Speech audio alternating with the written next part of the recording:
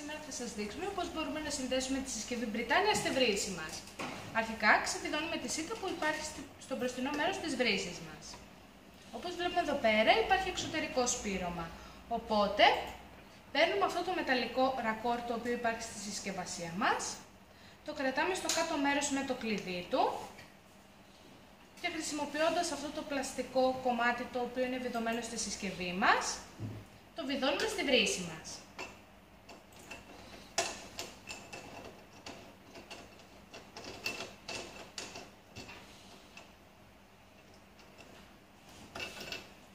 Έπειτα, αφού βάλουμε μία φλάντζα στο κάτω μέρος της συσκευής μας, βιδώνουμε το πλαστικό ρακόρ στη συσκευή. Αφήνουμε να τρέξει για 5 λεπτά και είναι έτοιμο για χρήση. Τώρα, αν η βρύση μας έχει εσωτερικό σπήρωμα, αυτό που έχουμε να κάνουμε είναι να γυρίσουμε αυτό το δαχτυλίδι από την άλλη πλευρά. Και πάλι χρησιμοποιούμε το πλαστικό ρακοράκι. Χρησιμοποιούμε πάντα το κλειδάκι μας για να μπορέσουμε να το σφίξουμε ακριβώς πάνω στη βρύση μας.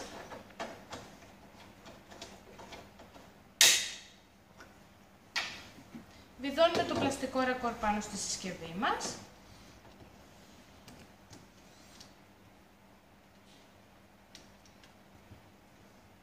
Αφήνουμε να τρέξει για 5 λεπτά και μετά μπορούμε να πιούμε.